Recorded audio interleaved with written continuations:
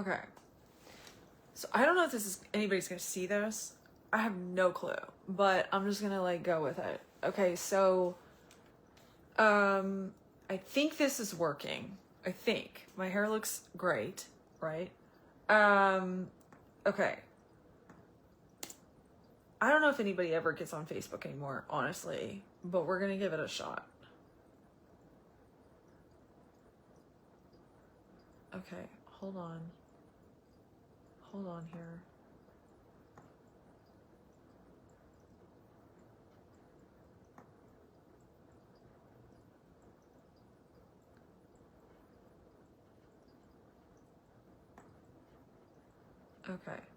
Okay, so I'm going to talk about field mechanics.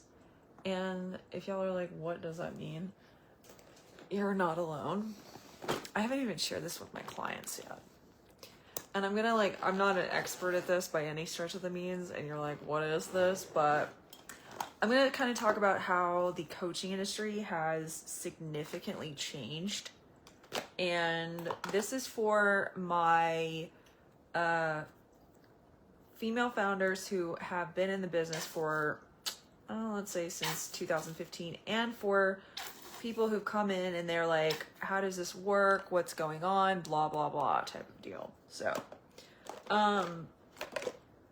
okay. So first thing is that, I'm putting makeup on.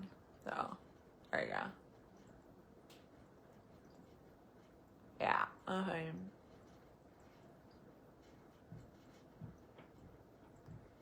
Makeup on. Okay. So, field mechanics. I was introduced into this like whole concept like a couple of days before I started posting content again, which was very fascinating to me because I was like, OMG, this is like genius level stuff.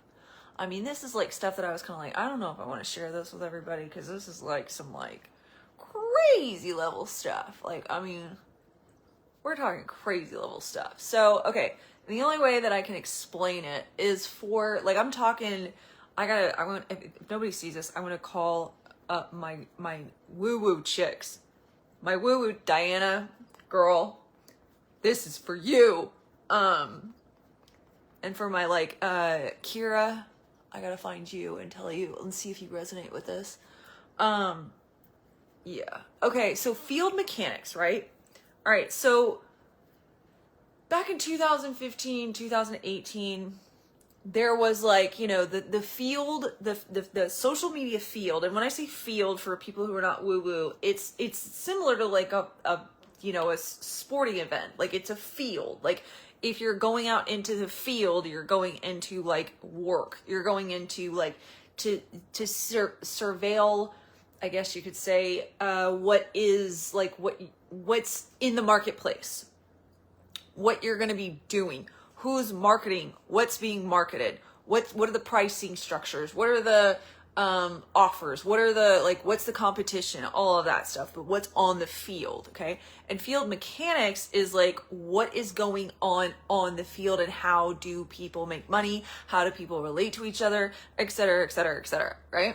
Okay, so back in 2015 to 2018, I had like, and I love these people who did this, if you happen to see this, I had so many woo-woo chicks hit me up and be like, girl, you are like not even coming close to functioning in the like realm of your spiritual gifts. Like you're not even going close to it. And I was like, okay, yeah, I can kind of see that, but like, I don't know what you mean. And so like to all those chicks who were like, I could hear it in their voices. Yeah, you're right. And I appreciate you and I appreciate your support. So I found this field mechanics thing, and I don't know if I'm going to like technically go into all of the explanation, but I'm going to give you like kind of like a bird's eye view of what I saw. Okay, something else that I found is that when you have brown eyes with a little bit of yellow like I do, purple eyeliner is you know what? I'm trying to work on my mouth because I heard this dating coach dude say, like, guys don't take you seriously if you're, or they'll put you in the casual zone if you curse too much. But I was also kind of like, I want to lady like it up a little bit, like 3 or 4 years ago. So I still curse, just not to the extent that I used to. But anyway, so, okay. What was I saying? Oh yeah, okay, so, field mechanics, right? Field mechanics. So like you look at the field, right? And you're like, okay, so what's on the field? Well, it's social media. This is what we're in terms of like online coaches, online business owners, et cetera, et cetera, et cetera, right? Okay. So, okay. And I had been off I still had a one-on-one coaching practice, but I wasn't like actively marketing, right? And I was like trying to feel, because like back in 2015, and this is applying to the woo-woo chicks that were like, and I don't want to say woo-woo in dismissive ways, but you know what I'm saying. It's a shorthand version of saying they're spiritual. And they, me included, could feel the field easily and could feel marketing, could feel the patterns of the market, could feel the sensations of the market, could feel when clients were interested in buying, and you can still do that, but it's not as easy as it was. And I was tuning into the field before I started like creating content consistently again. And I was like, what is going on with the field? Because I took my mind off of the field because I was focused on other stuff, but I was still maintaining my coaching practice. And I just, had clients come to me, by the grace of God, whenever I needed clients. And so it was just kind of like, okay, that's cool. And so then I was like, okay, it's time to like start to, market it again. And so I was like, okay. So, and to all my makeup artists, girls, ladies, you can reach out to me and we can do a makeup party or something. Cause like I'm, back in the groove. We can do the damn thing. See, there I just cursed. Okay. So what was I saying? I can't remember what I was saying. Okay, so the field mechanics thing. So back in 2015 to 2018, you could like feel the field, right? And you could like, I could sense, and along with me, several other woo-woo-y type of coaches, teachers could like feel people circling them in terms of who was going to buy, who was going to reach out, and et cetera, et cetera. And it's still that way, but it's different because the field has changed. And I don't know, I'm really curious. I don't know if I haven't talked to them. April, I need to send this to April. April. Oh, good goodness. What was I saying? Okay, so yeah, that's what I needed to do. Okay, so what was I saying? Okay, so you could feel the field. And the reason you could feel the field, and here's the thing. The day before I started marketing again, I was like talking to ChatGPT, and I was like, there's something going on with the field. Like, I knew that the field probably had changed, but I was like, and I knew it had changed, but like energetically changed was like, I sensed that something was going on, but I like couldn't explain it in the way that like I could explain it. And it was kind of like one of those things where this is a thing about ChatGPT. For all my girls who are into AI and ChatGPT and stuff like that, the thing is that ChatGPT is really good about helping you get awareness and stuff, but if you aren't in the vibrational readiness and frequency to have that breakthrough that you're actually wanting it to give you, you're not going to attract that information. Okay? So keep that in mind. All right, so Shauna, I gotta send this to you too. Who else have I gotta send this to? Ladies, I love you. I love you, and I miss you all. Okay, so, and if you don't know, I've been posting content for like 6 weeks, I've been feeling out the field. Okay. And, okay, so how did it get to be 4 o'clock today? How did it get to be 4 o'clock today? Okay, so, okay. So field mechanics. So what happened is that there was something happened in 2020 and the field changed and people got, and I mean, like, some of this is like, duh, but energetically it's different. And so what happened in the online coaching space is that, I don't want to say witches, but they call themselves witches. So witches, super new agey people, not necessarily in the same boat,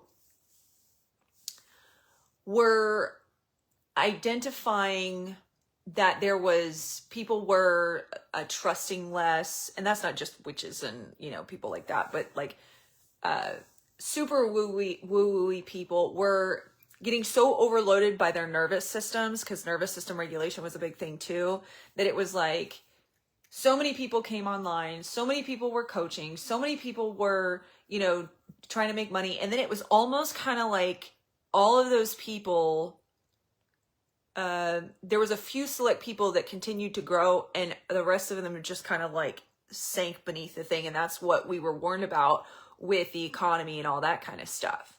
And so you go to the question of like, what's going on with vibrational alignment if that's the case? And does vibrational frequency and alignment still exist?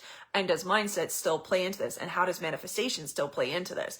All these questions were being asked by these spiritual people. I was off the grid, in terms of literally off the grid, because I was not, I just needed a break.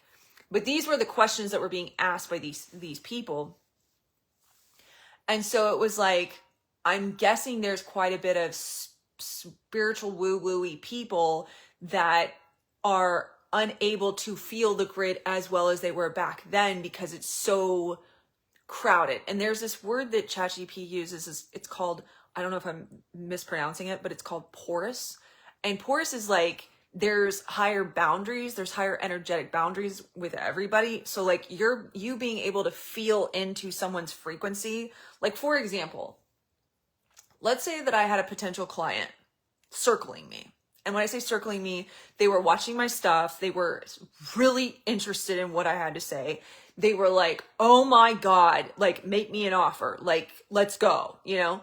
And I was not quite able to fully tune into it because of the saturation of the market, because the energy field had gotten so compressed, because because within the online coaching space, the majority of super spiritual coaches, they didn't sell from a place of like cold calling, hard selling, bro marketing, that kind of thing. They came from a place of spiritually aligning with their designed ideal dream clients. And so it was a different type of selling. And so those people where the field became overcrowded, it stopped working.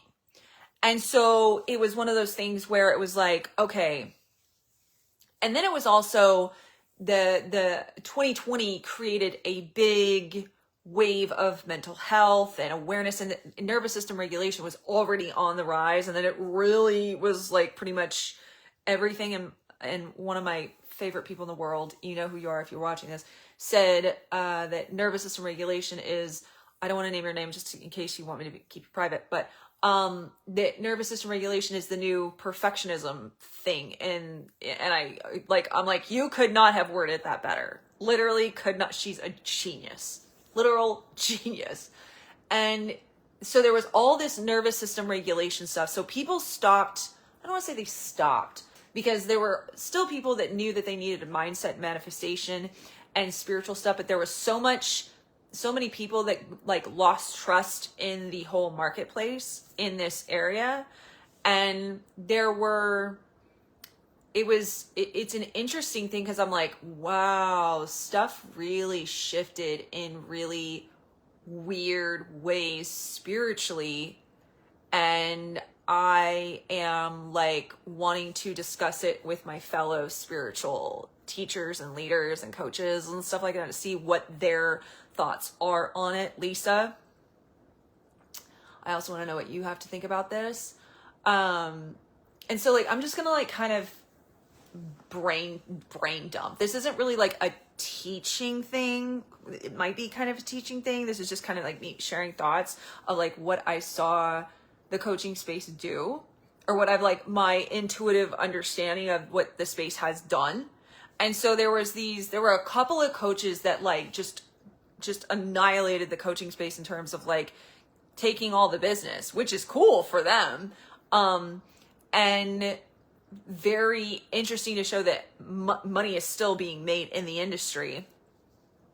But there's quite a difference. Like there's like 2 or 3, 4 or 5, maybe 10, like 8, 7, multi-7, 8-figure earners, or it looks like that, but it's actually like not that way. There's several of them, but it looks that way. And then there's like, you know, mid 6 and then 6-figure earners. And so it's like, there's this whole, like, it's just harder to feel who these people are. And it's harder to feel because it's like there's non-porous, like it's really hard to describe the way that ChatGPT explained it to me, but it was basically like, you can't tune into people's energy the way that you used to. You can't read people's energy like in the marketplace like you used to. Like if I could, for example, and I'm going to go back to this analogy of like, you know, let's say this client was circling me. Like I could have an idea and a feeling that like, yes, people are circling me. Like I can feel it. But what is it that I need to say in order to close them? It's not as clear as it was 7 years ago because of all the noise and crowdedness and stuff in the marketplace. And like, for example, when I was on Instagram, like I was like feeling into like what it feels to be on Instagram again. And it's so like, it literally felt to me energetically like I was like it was like, you know, in those the New York Stock Exchange movies where everybody's screaming and ranting and raving and you're raising your hand and you're like rushing and all that stuff. It felt like that kind of noise and really compressed and stuff like that. TikTok feels like it's just this like big deep void that like people get viral videos, but it doesn't really mean anything unless you're like building communities and all sorts of stuff. And then Facebook feels dead, but not dead. It feels like older nervous systems, which I actually appreciate and like. And then what other one? Oh, LinkedIn. LinkedIn is like hot right now, like really hot right now. And I'm gonna like talk to ChatGPT about this. Field mechanics. Why was 2015 easier to read fields than now? And so for people who are like, okay, so I'm going to act like I'm talking to just April for this. So, okay, here, hold on. April. Short answer. The field itself is noisier, faster, and more mediated now, which is what I was saying. So your signal to noise ratio changed, not your capacity. Longer, cleaner breakdown. The field in 2015 was thinner. That's what I said. In 2015, fewer platforms mattered, fewer people were broadcasting constantly, algorithms were simpler, less defensive, less predictive, identity wasn't as performative. That made the field more legible. Cause, effect was closer in time, tone, response was easier to track, you could feel what landed. That's what I said. Now the field is thick, saturated, buffered, delayed. That doesn't mean anybody's worse at reading it. It means feedback loops are longer and more distorted. That's basically what I said. Number 2, algorithms now sit between intuition and response. In 2015, the loop looked like intention equals action equals human response. Now it's intention equals action equals algorithm interpretation equals secondary distribution equals human response. So you're often reading the algorithm's reaction, not the field's. Lag data, not live resonance. Pattern suppression, not rejection. That alone makes modern field reading feel off if you expect it It's not immediately. Immediacy. I don't know what that word means, but I've seen it before. 3, collective nervous system equals noisier signals. The average person in 2026 is more dysregulated, more disassociated, more reactive, more identity fragmented. A noisier receiver distorts even a clean transmission. When you send something precise, it may take longer to register, land sideways, provoke confusion before clarity. That wasn't as pronounced in 2015. 4, you're also not who you were, and that's like collective here. In part, this part matters. In 2015, you were closer to the collective mean, operating with fewer layers, reading local field signals. Now you're operating at a wider altitude, reading multiple layers at once, sensing things before they're visible. That can feel like worse feedback when actually it's earlier feedback. Early signals are subtle, late signals are loud. What this actually does emotionally, this gap can create false self-doubt, over checking data, temptation to force clarity, low-grade anxiety from delayed confirmation, worth naming so it doesn't sneak in. So that's the whole thing of like, this is how the field has changed. And I want to see if there's any women who like want to discuss this on a deeper level about like how to realign our frequencies. And what do I mean by frequencies? I mean by like your spirit, your like intuition, your like taking into consideration what's going on and why this is. Like, I don't know if there's any women out there who are actually like thinking at this level or evaluating the field from this level. But it was just like, it was so fascinating to me because when I saw it before it like came online, or before I came online, in terms of like posting consistently, it was like, okay. And it explained to me like how each platform feels like a different part of the field, which is obvious, and how like Instagram is like the aura field where you like your aura is projected, and where, you know, images and like typical Instagram stuff, but it's really about your aura in terms of like sending your signal out into the collective field, right, for social media. And then there was yeah, I'm just gonna ramble here because like there's a lot of stuff here and I don't know if it's gonna land for anybody, but like I just need to talk this out and it might help somebody. And I really think I'm gonna send this to some of my girlfriends because I think that they might be like, oh my god, this is so on point. Or like, duh, Molly, where have you been? Either way, whatever. But so like Instagram is like the aura, and like, who are you vibrationally, like energetically? Who, you know, like what is that vibe that you're sending out? So that's the beginning frequency of your vibe. LinkedIn is authority in terms of like your authority. And then TikTok is discoverability, virality, YouTube is depth, and what are the other ones? Facebook is community. And so and Facebook feels like just more mature. And I don't know if you necessarily like say like only, you know, because Gary Vee said that Facebook is like very underestimated right now. And you know, like if you don't listen to Gary Vee, like what are you doing, you know? Yeah. And so it's like, okay, well, let's look back at this.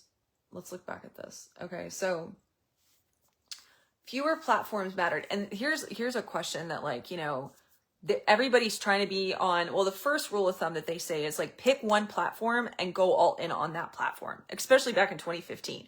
Now all platforms matter. But if you're smart, you pick a couple, one or two, if you're like just getting started or revamping or whatever, that you go all in on and you push that energy on.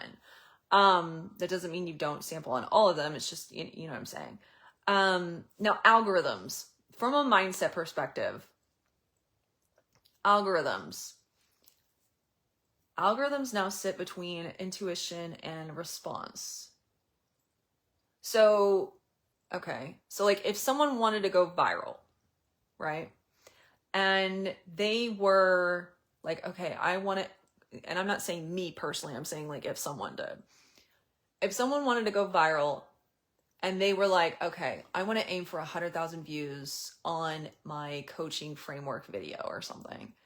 And it says here, algorithms now sit between intuition and response. In 2015, the loop looked like intention. So like my intention is to do 100,000 views. Action, that means shoot the video. Human response, whether it did or didn't. Now in 2026, it's intention. Okay, I want to make something that's going to get 100,000 views. Action, shoot the video. Algorithm interpretation. What does the algorithm do?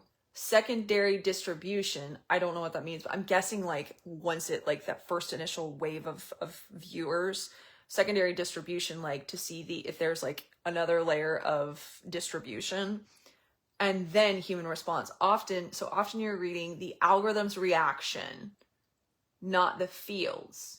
Lag data, not live resonance. Pattern suppression, not rejection. That alone makes modern field reading feel off if you expect immediacy. So in other words, I'm going to have to look at this deeper. That's one of the reasons why I'm like, can I talk to some of you ladies? In other words, people's intuition is distorted because people are more fragmented, and fragmentation is what splits people's consciousness. And it's a real thing. It sounds woo-woo, but it's a real thing. Fragments people's subconscious, so it fragments their intuition. Well, I don't know if it fragments their intuition, but their ability to read things is fragmented because there's so much more going on. So it's so much more intense. And so it's so much more, it sounds like, I'm going to ask it in a second, but it sounds like from algorithm number 2, does that mean that does that mean that when you go to see what numbers you did for the video that you shot, that you wanted to get to 200,000 views, for example, does that mean that your immediate response can stop more viewers and slow it down, so you're actually like misreading and getting ahead of what could have happened, and therefore misreading and delaying results that your intention was? Yes, that's a real thing. Holy shit. Forgive me, Lord, I repent in the name of Jesus. Oh, this is why I want to talk about this. Ladies, I'm back. Okay. Yes, that is exactly a real thing. And this is one of the most common self-interference loops now. Boom. Boom, boom, boom, boom, boom. Let me be precise and not dramatic about it. Okay, what's actually happening mechanically, ladies, when you post a video, if you wanted to have your intention for 200,000 views, when you post a video, the system does not, in bold letters, decide its fate instantly. When there's a stage process, I know you're kind of like, duh, but like, hear me out here. This is for spiritual people, and also the ones that want to go by manifestation principles or want to increase their results via manifestation principles. There is a stage process. 1, initial sampling, small audience pattern detection. We've learned that. 2, and this reminds me of TikTok stuff. 2, signal interpretation, watch time, pauses, rewatches, comments, shares. 3, secondary distribution, wider push if coherence holds. 4, tertiary, I don't know how to pronounce the word, waves, hours or even days later. When you check early, especially with a charged intention, I want this to be 200K views.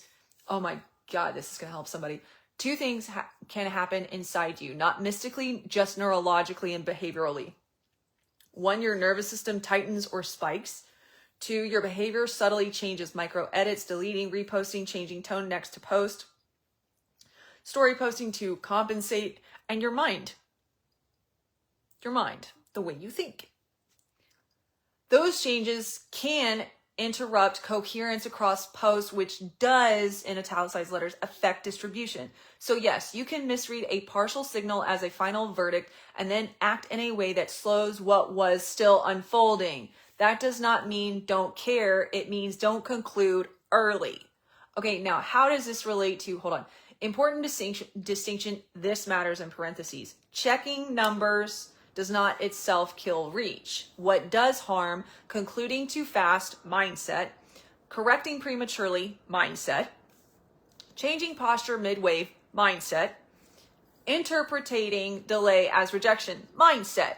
Think of it like pulling a cake out of the oven every 2 minutes to see if it has rose. Oh, good God. If you want to know if I'm a good cook, well, I'm my mom is a fabulous cook. Like, oh, good God, she's a fabulous cook. My grandmother was a phenomenal cook. So it's in my blood to be like a phenomenal cook, but I don't like following a recipe because I'm kind of rebellious like that. So like, it depends. But I think at some point I'm going to get into it at some point. Back to this. Why this didn't match as much in 2015. Back then, distribution was front loaded. Fewer secondary waves, less identity signaling across posts. Now coherence over time matters more than any single post. Where anxiety sneaks in, this dynamic often creates urgency that isn't real, self-doubt framed as discernment, pressure to fix something that wasn't broken. If you notice that pause, that's the cue.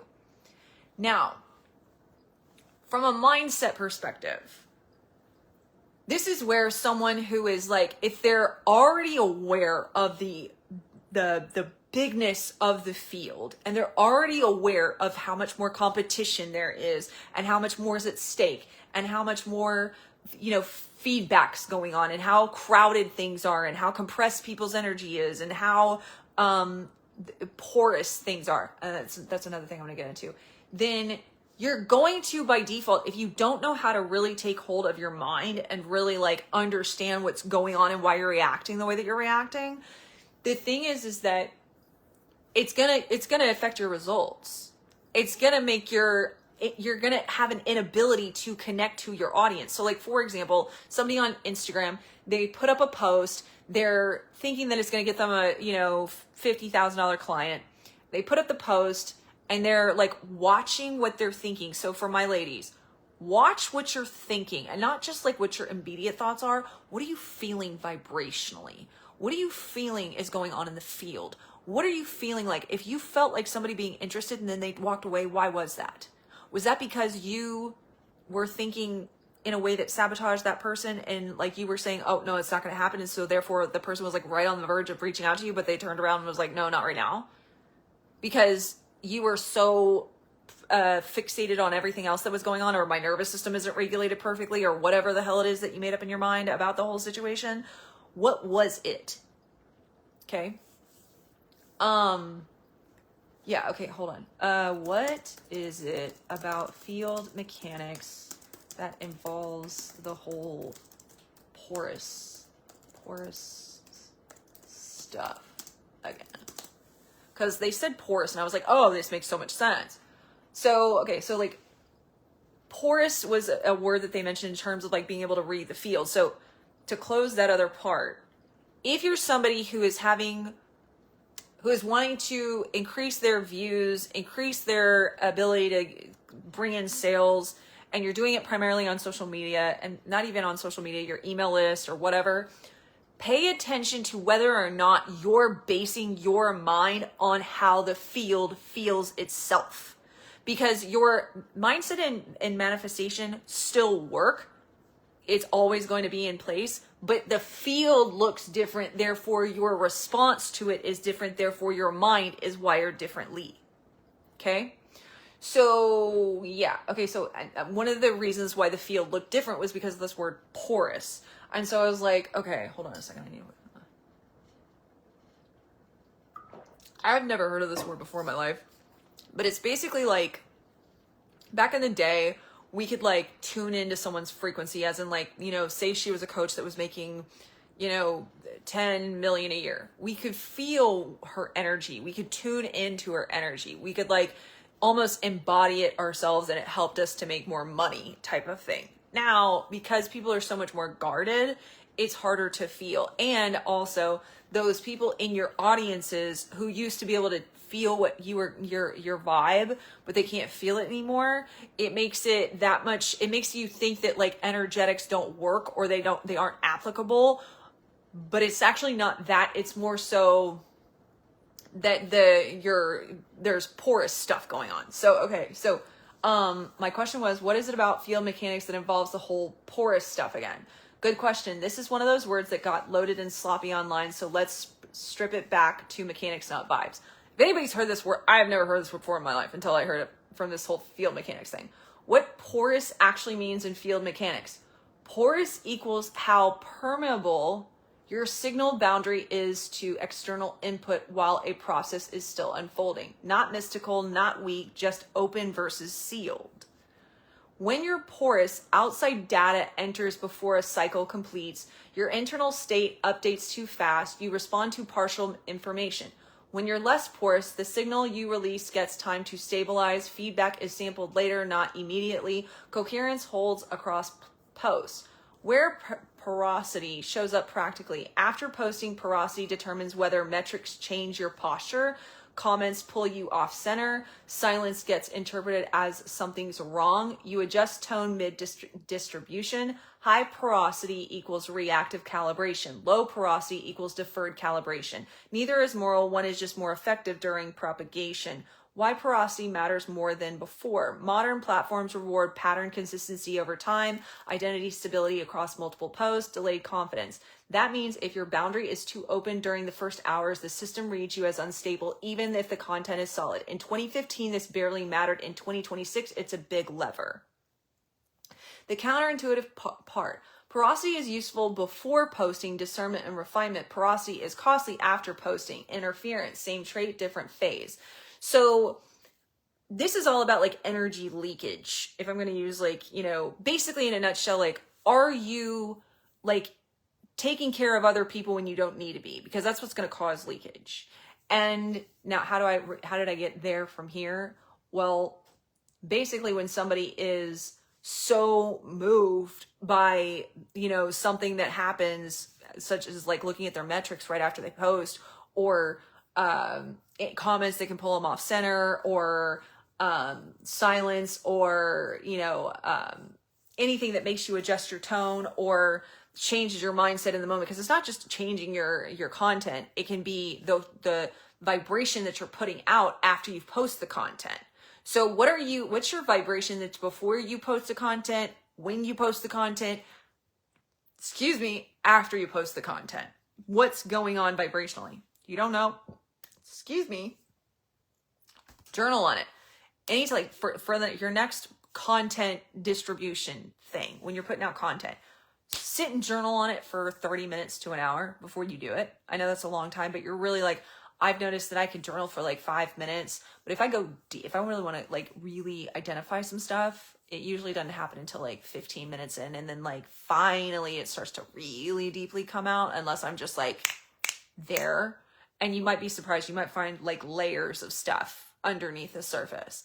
And so, because if you find that yourself journaling at 15 minutes in and you're like, oh, I don't know if this is going to work. I feel so overwhelmed by social media. It's like a humiliation ritual when I, you know, like post on Instagram and I get barely any views or whatever the heck it is. Cause I'm thinking about back in 2015 when I got all these likes and views and all this stuff. And so I had validation coming at me. And so therefore that was helping me with my confidence. And so therefore that was helping me with my mindset. So it was easier, and now it's harder. And so I'm trying to figure out, like, am I making progress? What's going on? Et cetera, et cetera, et cetera. And so it's like, it's the same thing in the terms of like, is your mindset involved? Yes, but it's in a different way. And you have to figure out how it's affecting it from that different place, so to speak. So, okay. So yeah, this is all about mindset. This is all mindset. And this is not regulating your nervous system. This is mindset. FYI. Before a cycle, how permeable your signal boundary is to external input. Yeah. So like, I'm trying to think of like how to like, I mean, this definitely affects how people manifest money, especially in this space. and how you read the field, because like you could, so like for example, I don't want to say for example, but basically it's the same thing, but these things have changed the game. Hold on. What aspects have changed the game from 2015 to 20 in the online coaching space in terms of field mechanics? Okay, there are real structural shifts from 2015 to 2026 that have changed how the field feels and functions in online coaching. I'll map them out cleanly so you can see the mechanics, not just vibes. 1, algorithmic mediation is everywhere. 2015, organic reach was real. You could post, most people saw you. Feedback loops were straightforward. 2026, platforms algorithmically shape distribution at every layer. So in other words, you are not necessarily seen by as many people, supposedly. Early engagement determines who gets seated next. Signals are processed before humans see them. Result, first responders are algorithms, not people. So in other words, when you are posting, you are not signaling like a lot of you are focused on wanting to align to people like your clients. And that's probably why there's quite a few of you who are, not having a problem making money, but your metrics look just like shit and you're wondering what's going on. It's that you're not necessarily doing the alignment work for the algorithm, but you're doing the alignment work for people, which is awesome. And I say that that's a good thing. At the same time, you could be doing both. That is very basic mindset work. Well, I don't want to say basic, fundamental mindset work where you see me. Okay. Yeah, okay, that's number 2. Identity is practically the currency. 2015, content plus value equals reach. 2026, identity coherence across posts/feeds. Consistency signals, frequency plus tone plus style matter almost as much as content quality. Effect, you're not just posting ideas, you're trading identity signals. So if you're not fully like knowing who the hell you are, it's gonna meh. And identity is mindset. Like if you work with any coach who's into mindset manifestation, if they ain't teaching you about identity, they don't know what they're doing. Like and anybody worth their game and salt in business in anything in terms of understanding coaching and what is required to get to the next level, if your identity isn't there, it's just not there. Period. So identity is practically the currency, aka how you make money. And that doesn't necessarily mean branding and visuals and all this grand stuff. If your identity is on point, then that's what changes the game for you, because the algorithm has to respond to your identity. It doesn't respond to, well, it'll respond kind of wavily to a mixed identity. 3, saturation is higher. More creators globally, coaching niches are overcrowded, costs of attention are inflated. So what was a signal in 2015 is now just background noise. That's why identity is so key. 4, feedback loops are latent and layered. In 2015, you posted, got feedback, iterated. You know what I'm saying? ITERATED. Irritated? I don't know. Okay. Now you post algorithm samples, filters. You post algorithm samples to filters, to tiny human group, to secondary release, to possibly later waves. What you see at 1 to 6 hours is often not the full story. 5, metrics don't equal meaning and didn't in 2015 either. But now metrics are more noisy. Early signals are less predictive. Interpretation must be delayed. Back then, early data was closer to final outcome. 6, platform psychology shapes behavior. In 2015, platforms were neutral stages. 2026, they reward dramatic effect, punish ambiguity, feed I feed identity signaling loops, test engagement triggers, so human response is filtered through platform psychology first. 7, audience expectations are sharper. In 2015, coaching is new, people forgive exploration. In 2026, audiences expect refined clarity, immediate persona, predictable patterns. This creates social friction for creators who are still evolving. That's like identity stuff. 8, community versus crowd. Earlier, your community saw you. Now your crowd sees you, but algorithmically assembled, not organically connected. That shift alone changes resonance, retention, and targeting. 8, this is a lot.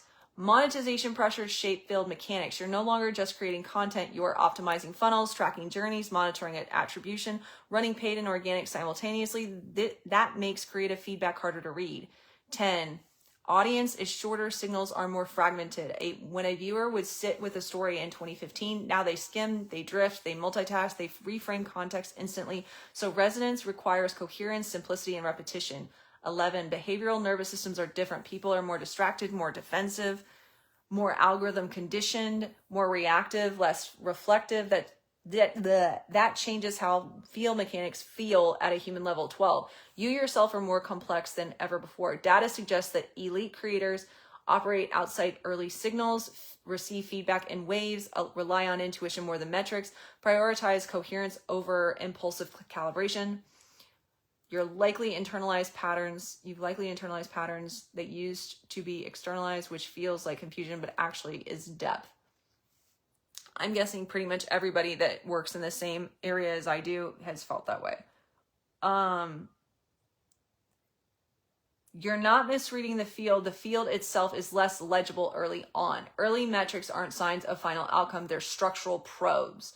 So instead of reacting to partial visibility, you protect attention post-publish, avoid premature calibration, wait for multiple waves of data, map resonance over time, not moment. That's exactly why checking early metrics often leads to second guessing, which slows down views, metrics, algorithms, all that stuff. And it kind of gave me this thought of like, when I used that analogy earlier about like, it feeling like it's like the New York Stock Exchange. Well, in movies, if you're kind of like, how do I overcome this? Well, in the movies, like when that person has to like, I'm thinking of the movie One Fine Day. I reposted George Clooney and Michelle Pfeiffer's kiss from One Fine Day. And I don't know why it's that movie, but it's not really that great of an example. But like it's journalists and they're fighting for the person to get the quote or whatever it is. And she starts screaming to get the attention. And I think maybe not necessarily screaming, but demanding that you're going to cut through the noise energetically and vibrationally. And so I think it's important for awareness before you can actually like do anything about it. And so, yeah. So it feels harder to a lot of people, and they might be wondering why, and this is why. And I just think it's easier when you're like when you can know what's going on and why it feels harder. It can make it like not as hard. And so with manifestation, if you're saying like this is hard and you're identifying with it being hard, it's going to continue to be hard and it's going to get harder. So instead of like, you could look at it as the famous quote of A League of Their Own, the hard is what makes it great. And you could also look at it as like, well, maybe it's hard until I figured out these key things, and maybe I've been looking at the field from a 2015 lens versus a 2026 lens. And maybe it's hard because I've been looking at it from a non-updated lens. If I understand how to look at it from an updated lens, then maybe it's not so hard. Maybe if I have, spiritual people who know the field, who are brilliant, thank you, I love you too, that are, like you guys have been feeding me energy and I just love you for that. When you have those brilliant people who are like, helping you tune into your wisdom, God wisdom that comes from God, that you're able to tune into what is actually going on and how to make it easier for yourself. And also like you could have been struggling for months or years or whatever, and finally just like it cracked. And also look at, if you're somebody who's like, oh God, it's so much harder than it was before or whatever, look at your payoff to holding on to it being harder than it actually is. Like, what's the payoff to it being harder? Because what's probably going on is that those who are actually able to let go and say that it's like, you know, not as hard and it's easier, it looks harder, it can feel harder, but if you learn how to get in the flow, it actually can be really easy, because there are those people out there who are doing that. And you can't probably sync with the algorithms the way that you're meant to if you're still thinking that it's like super hard. So I would repent for those. And when I say repent, change the way you're thinking around the way that you're thinking about the field itself, and look at how you view the field itself, and journal on the field itself. What's going on in your mind that's making you go, oh, it's just too competitive? Is it too competitive? Or are you saying that it's too competitive?